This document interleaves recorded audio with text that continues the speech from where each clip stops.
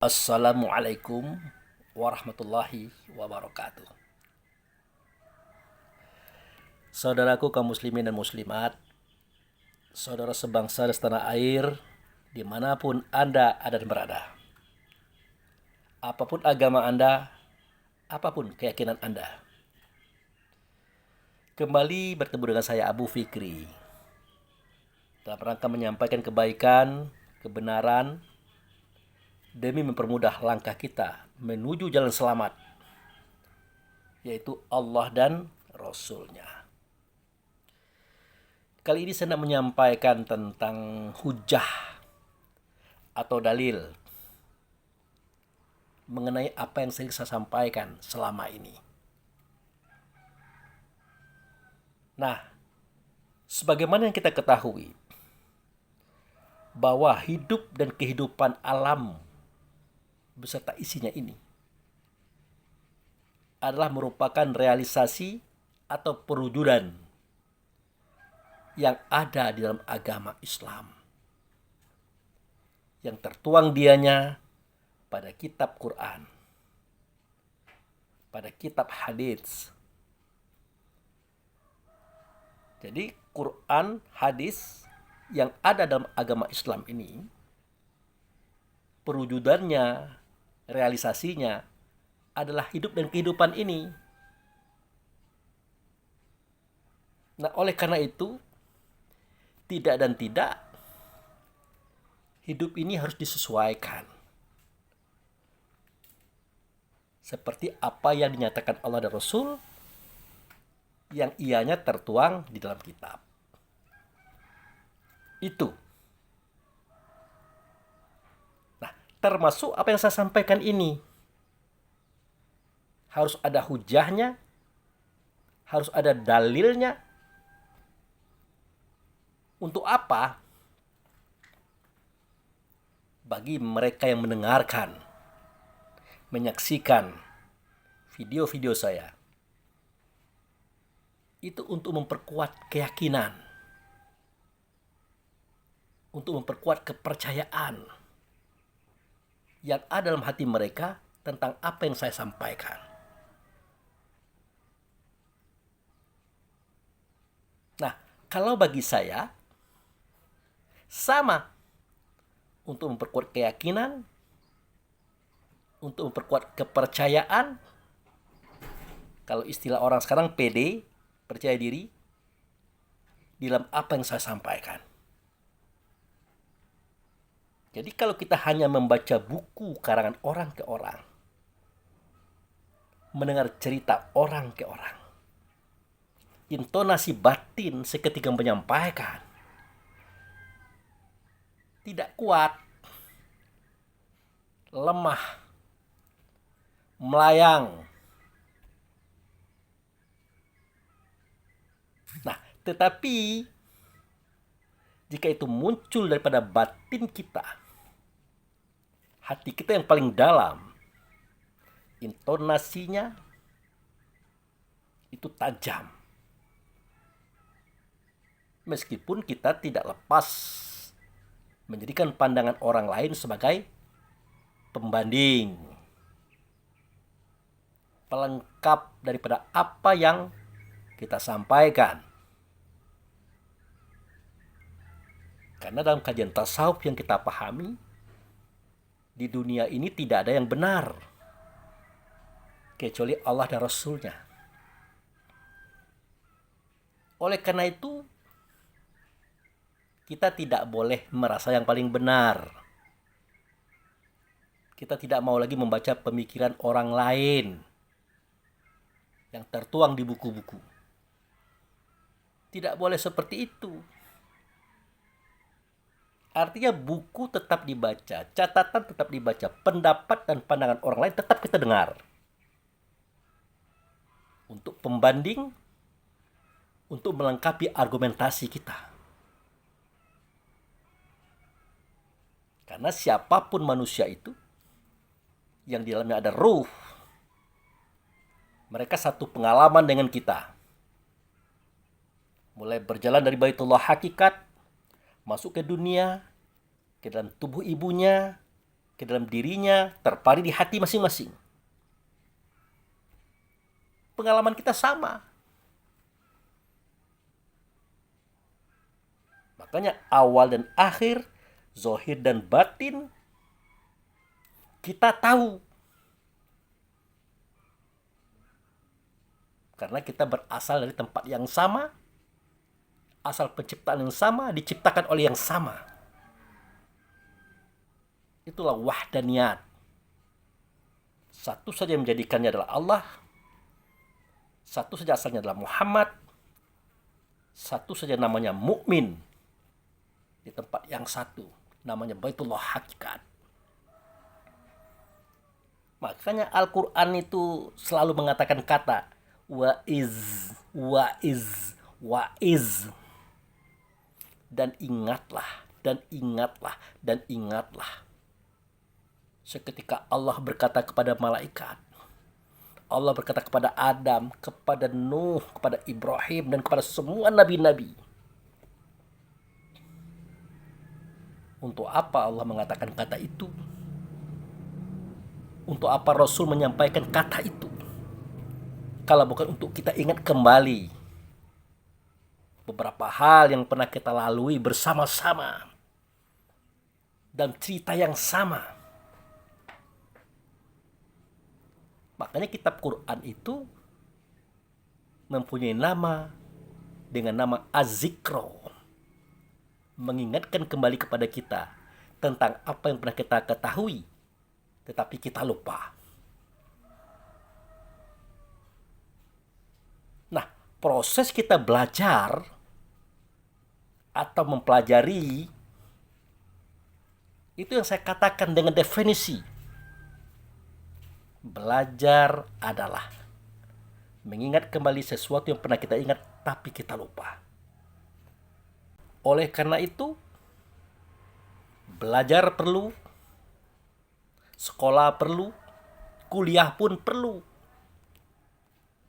Untuk apa? Untuk membaca pemikiran orang lain.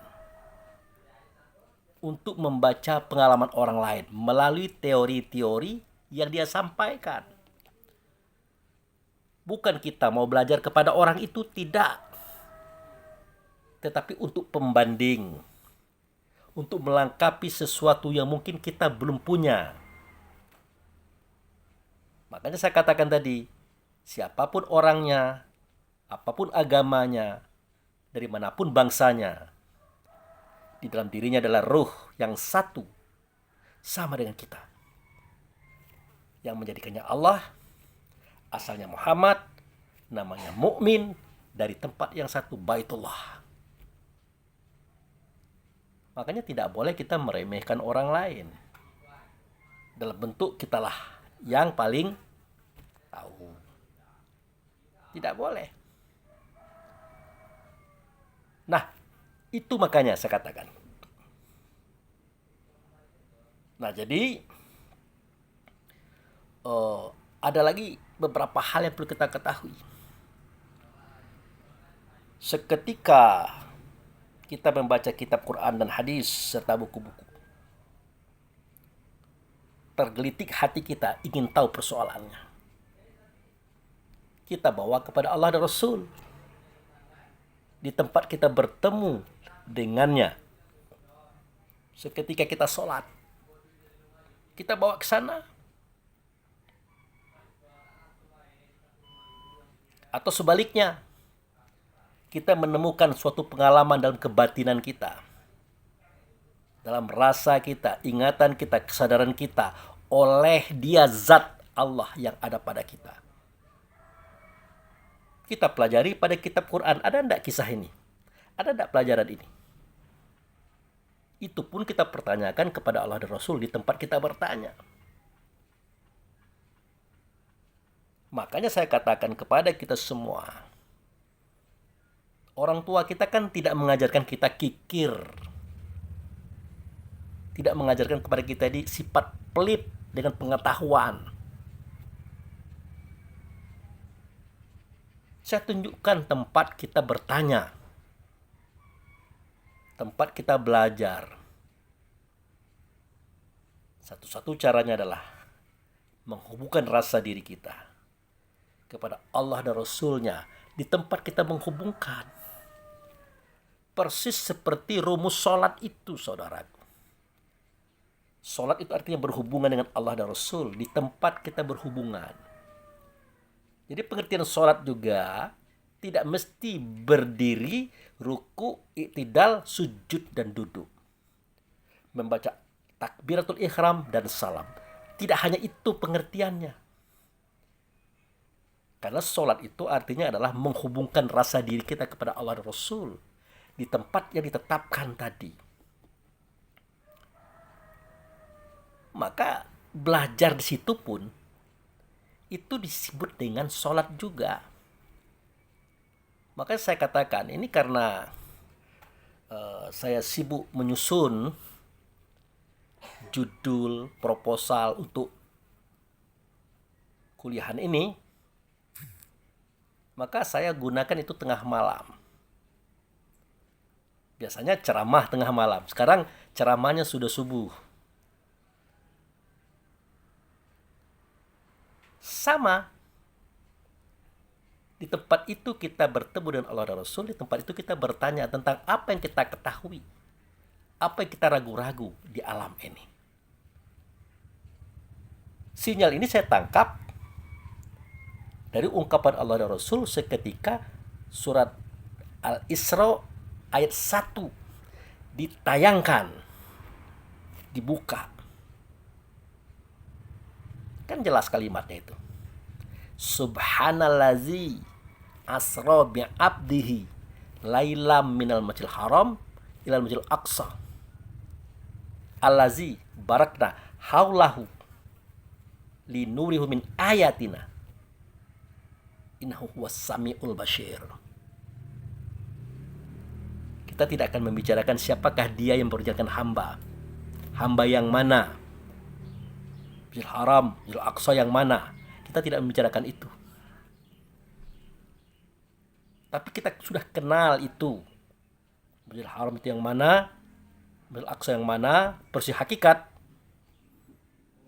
Disitulah Allah dan Rasul linuriyahu min ayatina. Linuriyahu min ayatina. Disitulah akan kuperlihatkan kepada mereka itu ayat-ayatku. Kalau di ayat itu bukan ayat-ayatku, ayat-ayat kami. Dia menunjukkan kepada Allah dan Rasul. Di tempat itu. Nah, ayat itu kan bukan tulisan. Tetapi dia yang alam dada kita. Bal huwa ayatu bainatu fisudur. Bahwa dia itu adalah ayat dalam dada kamu. Dia menunjukkan kepada ruh kita. Nah, kalau kita sudah bercerita tentang ayat, tentang ruh yang ada dalam diri setiap insan, yang menjelma dalam bentuk kejadian sosial, budaya, ekonomi, dan politik, serta pendidikan dan kemajuan alam semesta. Ya di situ kita tanyakan. Di situ kita dapatkan jawabannya. Makanya saya prihatin sebenarnya jika orang-orang hebat yang sudah bergelar profesor, doktor, magister, sarjana agama, dia mempertanyakan apa yang saya sampaikan dalam bahasa dalil, hujahnya mana. Ya kalau sebatas itu oke-oke saja, tidak apa-apa. Tetapi yang menyedihkan adalah seketika dia tidak melihat itu ada pada kitab Quran. Seketika dia melihat tidak ada pada kitab hadis. Maka apa yang kita katakan itu dianggapnya tidak ada. Bahkan dia katakan mengada-ada. Salahkah mereka? Ya tidak. Makanya saya sedih. Karena mereka tidak salah. Tetapi disayangkan kenapa mereka tidak pergi linuri min ayatina tadi. Di tempat itu kami perlihatkan kepada mereka ayat. Nah inilah alasannya kenapa saya menyampaikan ini. Memberikan ini video. Mudah-mudahan jadi pandangan hati bagi mereka, pemotivasi bagi diri mereka dan mencoba. Jangan dibuktikan pembicaraan saya, Anda akan syirik, Anda akan menduakan Allah dan Rasul. Tapi buktikan perkataan Allah dan Rasul yang bunyinya linurihu min ayatina tadi. Saya akan menceritakan pengalaman saya tentang itu. Nah, akibat mereka menganggap tidak ada di Quran, tidak ada di hadis, mereka nafikan, kasihan dong. Sampai-sampai seketika saya berhadapan dengan saudara saya dari MUI. Mereka mengatakan bahwasanya al-insan hayaun munatik kata Nabi Muhammad itu tidak benar. Itu bukan hadis. Tapi itulah perkataan orang-orang yang sentimen. Orang-orang dalam golongan kiri. Orang filsafat. Menurut dia tidak ada di Quran, tidak ada di hadis. Menurut dia. Tetapi kalau dia berbicara tentang surat At-Tariq, falyanzuril insanu mimma khuliqa mimma indafik yakhruju min baini sulbi wa tara'ib. Kemudian mereka rujukkan kepada ilmu pengetahuan kedokteran. Ketemu kata-kata Nabi yang tidak ada dalam hadis menurut mereka. Atau hadis dhaif palsu menurut mereka. Pengertiannya ketemu. Surat At-Tariq mengatakan, hendaklah manusia itu memikirkan, memperhatikan, mempelajari dari apa dia dijadikan. Dia dijadikan dari air sulbi, air mani laki-laki. Nah, setelah dipelajari air tadi, dibawa ke laboratorium, dicek dengan mikroskop. Di dalam air tadi terdapat jutaan ekor makhluk.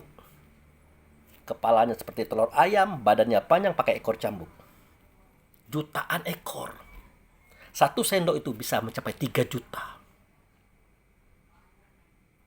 Para ahli mengatakannya dengan nama spermatozoa atau hewan sperma. Itu orang yang agamanya beda loh. Bahkan ada yang tidak beragama loh. Mereka tahu itu adalah hewan. Bukan tidak beralasan. Karena semua makhluk Tuhan, mulai dari hewan sampai manusia, memiliki hal yang sama, sperma tadi. Susunan yang sama, pola yang sama.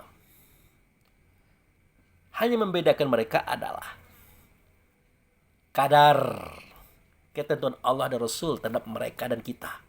Itu saja. Itu alasan mereka mengatakan bahwa spermatozoa itu adalah hewan sperma. Maka Rasulullah itu tidak salah mengatakan al-insanu hayawan manatik. Insan itu adalah hewan yang pacak berbicara. Walaupun menurut Anda hadis itu palsu, dhaif, macam-macam. Tapi ini ada loh.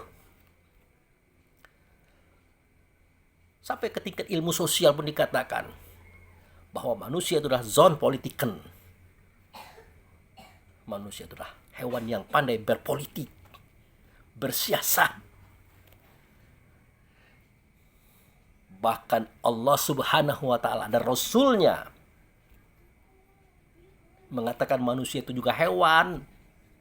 Quran yang mengatakan ini. Anda perhatikan ayat yang berbunyi, wala takunu kallazina nasullah wa ansahum ala anfusahum. Ada kan ayat itu? Janganlah kamu menjadi orang yang melupakan Allah, maka Allah melupakan dia kepada dirinya sendiri. Mereka itulah orang-orang yang lalai, kata Allah. Orang-orang yang lalai. Mereka itu bagaikan hewan. Kalau bahasa kasarnya bagaikan binatang. Bukan bagaikan binatang, memang binatang asalnya dia itu. Cuman binatang yang pandai berbicara, kata Rasulullah. Binatang yang pandai berpolitik, kata ahli sosiologi. Jadi jangan dulu cepat kita mengatakan, oh ini tidak ada hadisnya. Kalau ada hadisnya, doif, palsu.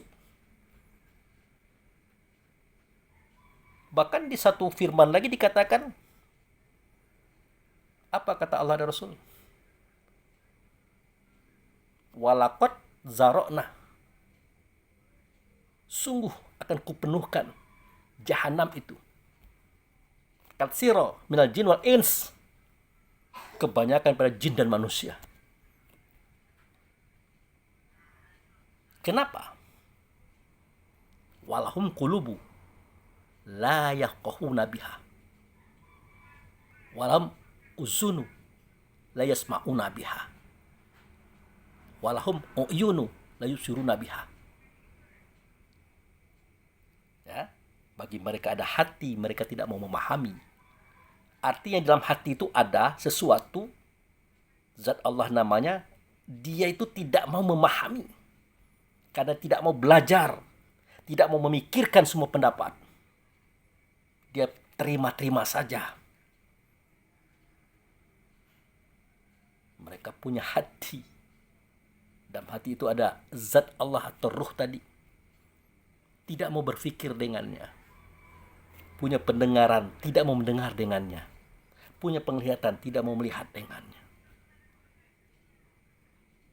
Ulaika kal an'am. Mereka itulah hewan. Bal adol, bahkan lebih parah daripada hewan. Saya sampaikan ini saudara-saudaraku, bukan marah, tidak.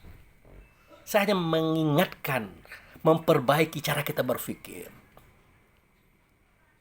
Jangan tidak kelihatan di Quran, tidak kelihatan di hadis. Dalam pandangan kita ya, kita katakan itu palsu, tidak ada, tidak benar. Ini terbukti, ini pengalaman saya nih. Ketika saya berdialog dengan saudara-saudara di MUI beberapa tahun yang lalu. Marah mereka, dikatakan insan itu hayawan munatik, tidak ada Nabi mengatakan itu. Itu pada Al-Quran tadi bagaimana itu? Ulaika kal an'am bal adol. Kan jelas. Ini maksud saya. Nah, dalam kehidupan sehari-hari kita banyak mendapatkan pengalaman rohani. Pengalaman kebatinan. Seakan-akan tidak ada di Quran, tidak ada di hadis. Ditolak. Karena tidak ada di Quran, tidak ada di hadis. Kalau ada itu doif atau palsu. Kita lupa. Quran itu untuk apa? Hadis itu untuk apa? Dalil. Hujah. Untuk menggiring diri kita kepada keyakinan yang sesungguhnya. Untuk menggiring orang lain kepada keyakinan yang sesungguhnya. Tetapi kalau sudah menjadi pengalaman, apakah butuh dalil? Apakah butuh hujah? Tidaklah. Karena dalil dan hujah itu untuk mengantarkan kita kepada suatu keyakinan mutlak terhadap apa yang kita alami. Jadi dalil dan hujah itu untuk mengantarkan kita kepada keyakinan tentang pengalaman kita itu. Lah kalau kita sudah mengalami, kita yakin. Perlu juga Quran hadis mengantarkan kita kepada keyakinan itu. Ya tidak perlulah. Karena kita sudah sampai kepada tujuan Quran dan hadis itu diadakan. Begitu maksud saya. Nah, ini bisa kita dapatkan saudara-saudaraku di tempat yang dikatakan linuriyahu min ayatina. Bisa kita dapatkan di situ.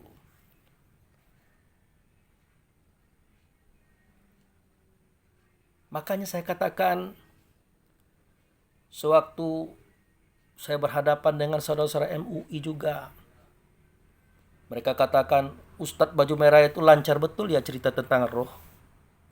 Dalam bahasa mereka seperti itu, walaupun mereka mengatakan dirinya ulama. Tapi cara ngomongnya bukan kayak ulama. Bahasanya baik-baik sajalah. Namanya kita saudara, kita berdiskusi tentang agama, tentang kebenaran loh. Bawalah dengan cara yang benar, lemah lembut, sopan santun. Kan ada pelajarannya itu. Udu'u. Ajak mereka kepada jalan Tuhanmu dengan hikmah dan mauizah.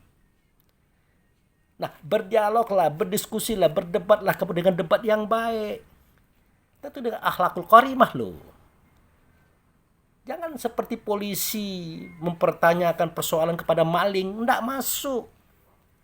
Apalagi bawaan tuh kasar seperti mau berantem.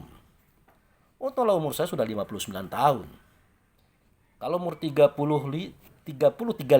waktu itu ngomong kayak gitu, udah saya bikin kontrak. Anda tidak usah banyak bicara, nanti kita cari lapangan. Selesai urusan kita itu. Waktu itu kalau kalian tidak ada balik lagi. Waktu itu ya. Waktu umur 35, wah, sup.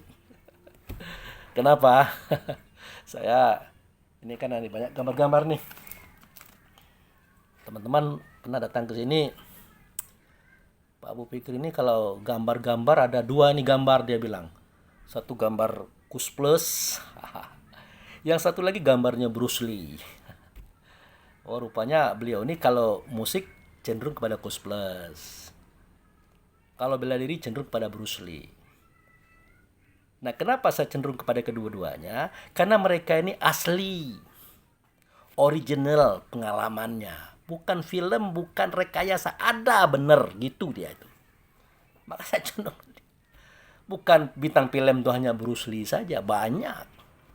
Tapi semuanya banyak rekayasa, banyak adegan-adegan. Tapi kalau Bruce Lee itu bener orangnya. Dia datang dari Cina, merantau ke Amerika, susah. Kuliah juga tidak selesai. Hidupnya gonta-ganti dalam macam-macam persoalan. Diterpa, didera, digebukin. Sampai dia naik. Menjadi superstar kungfu of sport. Raja kungfu di dunia. Asli. Termasuk Kus Plus juga, grup band Indonesia. Jangan kita kira dia mulus, tidak. Volume satunya Kus Plus itu tidak laku sampai setahun. Itu Mas Yon bilang begitu. Kemudian setelah terjadi jambore di Senayan, semua band menyanyikan lagu barat, mereka menyanyikan lagu Indonesia. Judulnya. Apa judulnya? Nah, judulnya adalah Tersenyum Dianya Padaku. Kira gitu lagunya. Manis dan sayang. Ternyata dia nomor 1. Jadi kalau kita tampil apa adanya, nomor 1. Kita orang Indonesia, jangan jadi orang barat. Tapi boleh belajar ke barat, boleh mempelajari barat, enggak apa-apa. Begitu pengalaman Kus Plus. Makanya saya gandrungi grup band ini. Juga Bruce Lee. Makanya kalau saudara MUI tadi, wah, kalau zaman dulu hobi itu. Tapi sekarang enggak boleh. Kita kan sudah tua, sudah mengayomi. Lagian pula di sini kan enggak ada lagi mental-mental untuk berantem, enggak ada lagi. Tapi untuk mendamaikan. Itu. Nah, kembali pada cerita kita tadi. Jadi begitu saudaraku. Jadi bolehlah kalau ada kita bertemu sesuatu, mana dalilnya, mana hujahnya, mana Qur'annya, hadisnya, boleh. Seketika tidak ada, ya sebenarnya bukan tidak ada, seakan-akan tidak ada di Qur'an, seakan-akan tidak ada di hadis. Tapi dalam akal fikir kita flawed itu kan ada. Ada. Seperti kalimat mengatakan janganlah kamu melemparkan dirimu ke lembah yang hina. Hina ini banyak pengertiannya. Termasuk kepada penderitaan tidak boleh.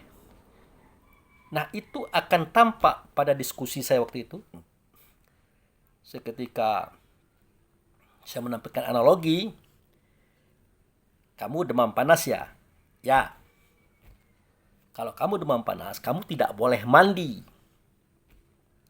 Kalau kamu mandi, tubuhmu akan rusak. Mana Qur'annya? Mana hadisnya? Nggak ada yang cerita kayak gitu, nggak ada.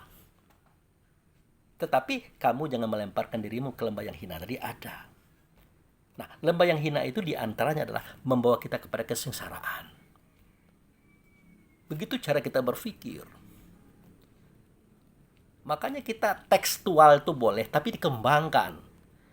Nah, kalau kita tidak kembangkan, teks saja kita pegang, inilah masalah kita. Inilah masalah kita. Kita cekcok melulu, ribut melulu. Apalagi kalau kita bergelar di atas teman kita, saudara kita. Wah, tidak mau kalah. Begitu. Sama dengan kasus yang sedang viral hari ini. Panji Gumilang. Ya, Panji Gumilang dikatakan begini, begitu. Nah, kita tidak usah ceritakan itu. Tapi ada satu hal yang menarik menurut saya. Beliau itu bermazhab Bung Karno. Nah, itu. Mazhab itu kan artinya tempat pergi. Dia merujuk kepada paham Bung Karno.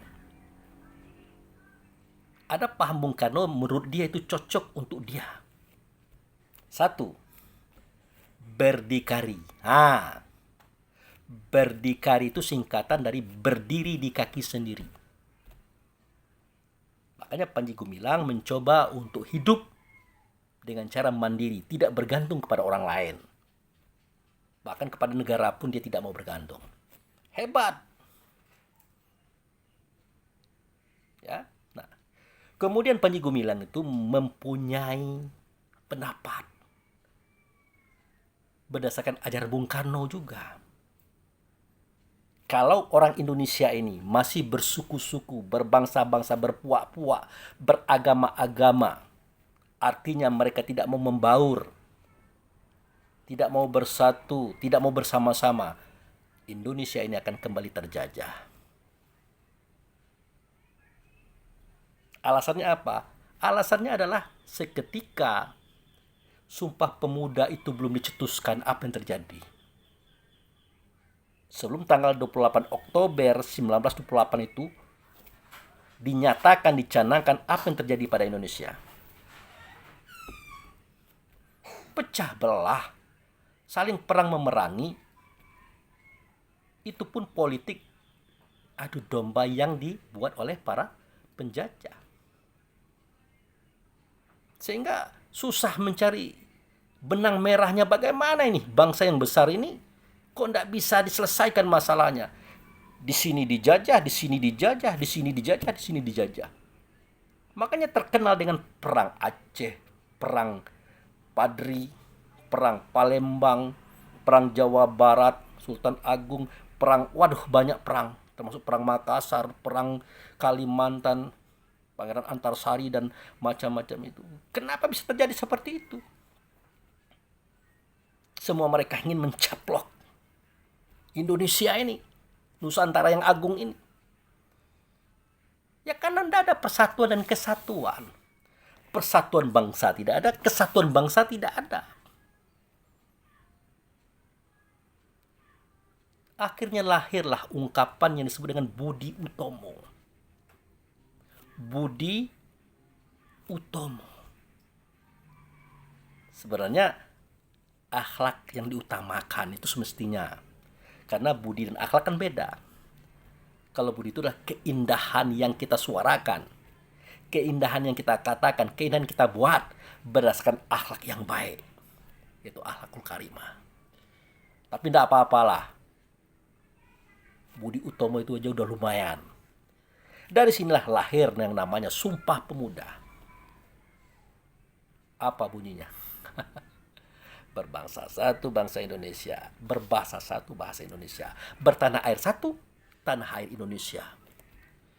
Artinya tidak bercerita tentang suku, bangsa, agama, dan aliran di sini. Maka benarlah terjadilah kekuatan yang luar biasa.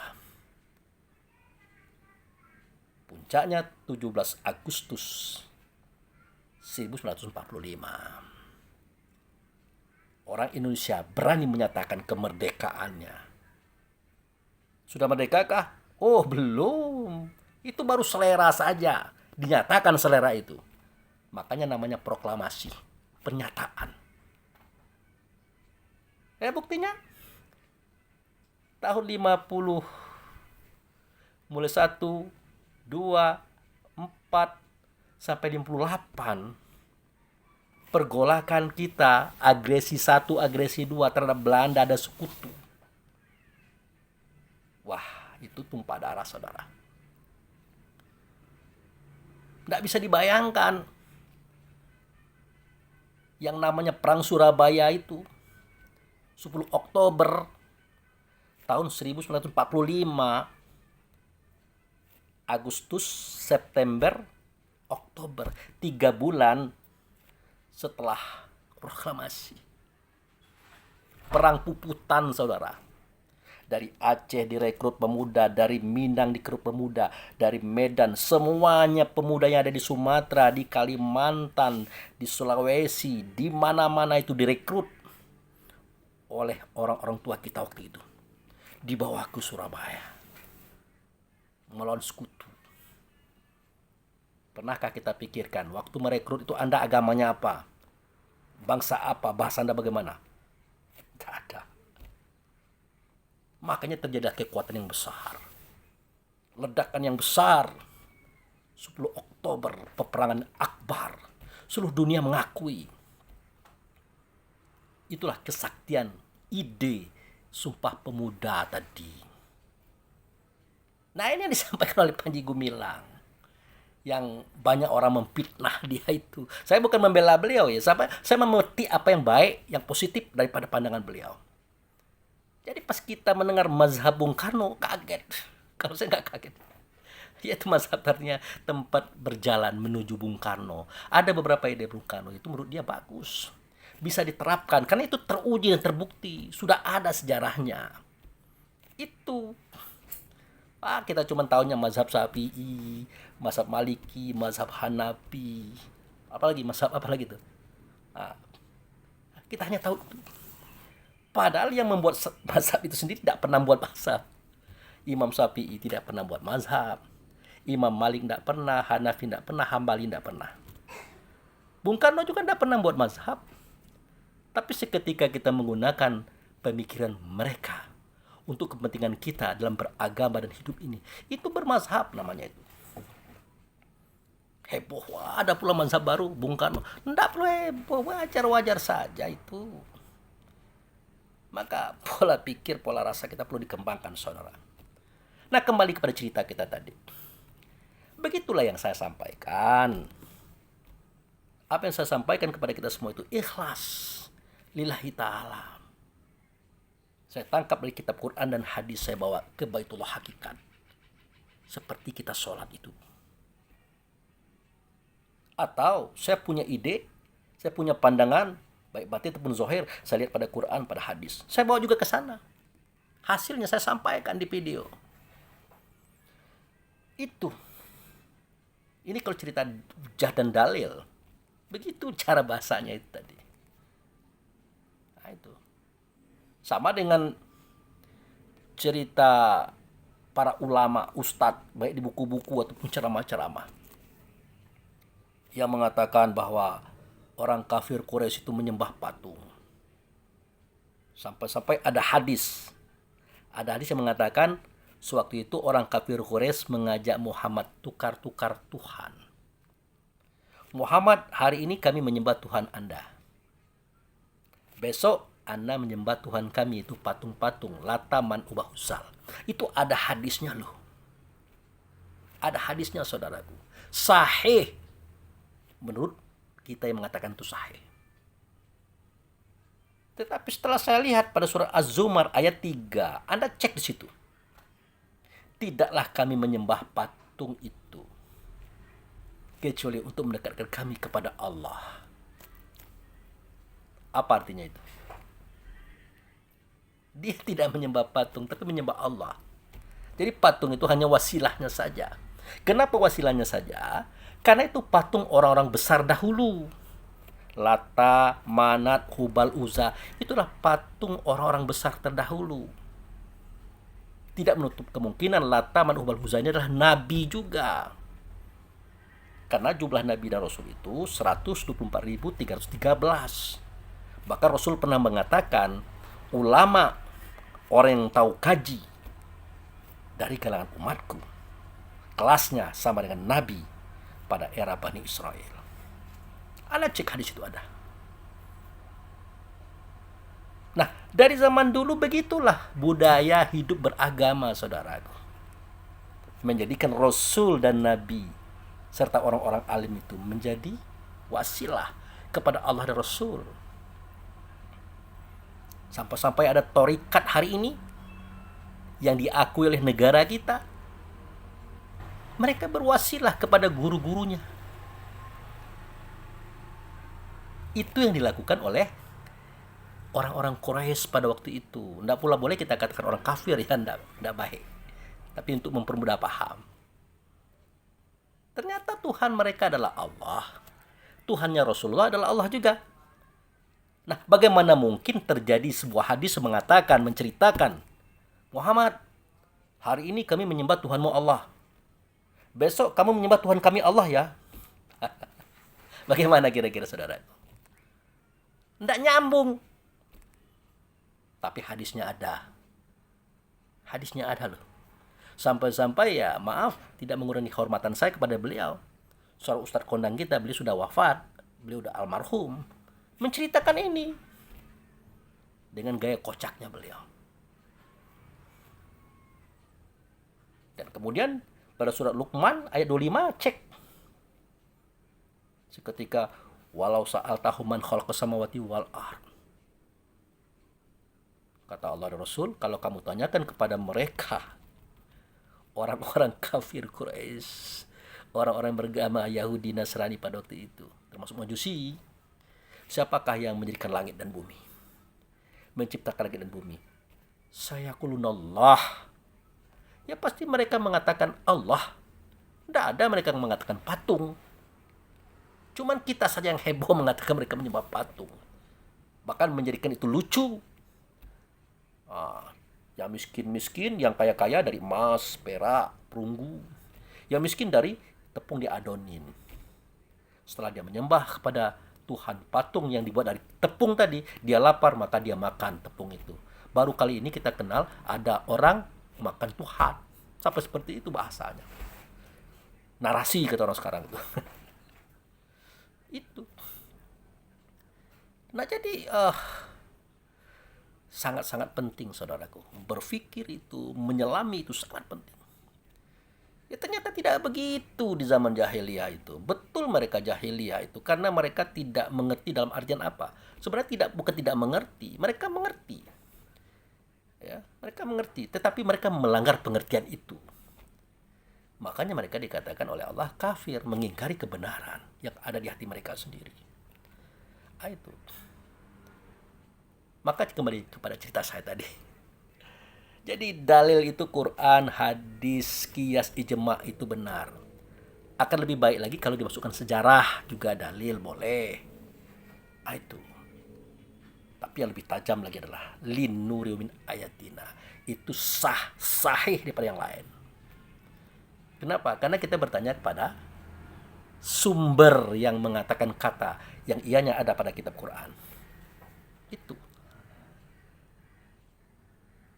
Jadi itulah kira-kira ceritanya saudaraku. Mengenai tanggapan, kajian-kajian tasawuf, kajian-kajian hikmah ini jangan di open bar. Kenapa? Nanti terjadi fitnah. Silakan saja. Fitnah yang bagaimana? Kalau fitnahnya yang bersifat itu memprotes, mengkritik, itu yang kita cari. Karena untuk sebuah perubahan harus memberikan sesuatu yang baru. Nah, yang baru ini dikatakan iya dan tidak, benar dan salah, seketika diuji dengan kritik. Maka kita keluarkan argumen-argumennya. Dalil-dalilnya yang sudah kita ketahui. Nanti akan bertemu titik terang, iya dan tidak, benar dan salahnya. Karena itu, kita tidak perlu takut dan khawatir seketika kita menyampaikan kajian hikmah dan tasawuf ini. Jika kita bertemu dengan orang lebih tua dari kita, baik itu umur ataupun pemahamannya, dia lebih matang daripada kita, dia akan bersyukur. Ternyata ada generasi yang mengikuti saya, itu kata dia. Yang akan menggantikan perjalanan saya, itu kata dia. Nah, kalau kita bertemu dengan satu level, satu umur misalnya, ada teman bersama-sama dengan saya, berjuang, berjalan dalam kajian hikmah dan tasawuf ini. Nah, kalau bertemu dengan orang-orang yang levelnya di bawah kita, walaupun usianya beda, mungkin dia tua daripada kita, bagi mereka itu adalah tambahan. Bagi mereka itu adalah asupan baru yang mempermudah paham. Makanya sewaktu saya di Sungai Penuh, Kerinci, itu kan banyak bertemu dengan orang-orang yang menonton video ini. Hampir rata-rata mereka mengatakan, kami bersyukur kepada Allah, berterima kasih kepada Pak Abu Fikri. Dengan adanya video ini, kami mudah memahami pelajaran daripada orang tua kita. Kenapa mudah? Karena saya mengembangkan itu. Menyampaikan itu dengan metode umum. Tapi pada hakikatnya menuju kepada hal yang sama. Yaitu Allah dan Rasulnya di tempat itu. Makanya mereka menyambut. Bahkan mereka menyampaikan, tolong nanti kalau ada video baru, kirim sama saya loh. Ya Pak ya, tolong ya. Nah, saya kirim. Maka dari sini saya lihat manfaatnya itu lebih besar daripada mudaratnya. Kalau ada mudarat, paling tidak kita bertemu dengan orang awam. Bagaimana kalau orang awam itu dia berkuasa? Itulah resiko kita dalam dakwah. Di dakwah ini tidak boleh takut dengan resiko. Tapi mudah-mudahan Allah dan Rasul akan melindungi kita dari segala sesuatu yang akan membawa kita kepada mudarat. Insya Allah. Apalagi kalau kita mampu mengeluarkan dalil-dalil hujah-hujah yang tepat di Quran dan hadis dan pemikiran serta analogi. Insya Allah tidak ada apa-apa. Jadi terima kasih kepada saudara-saudaraku yang memberikan masukan, arahan. Insya Allah semua itu saya terima. Inilah jawaban saya, inilah pernyataan saya. Semoga ini dapat dijadikan pertimbangan. Dan mudah-mudahan semua kita selamat. Oke, demikian terima kasih. Wabillahi taufiq wal hidayah. Assalamualaikum warahmatullahi wabarakatuh.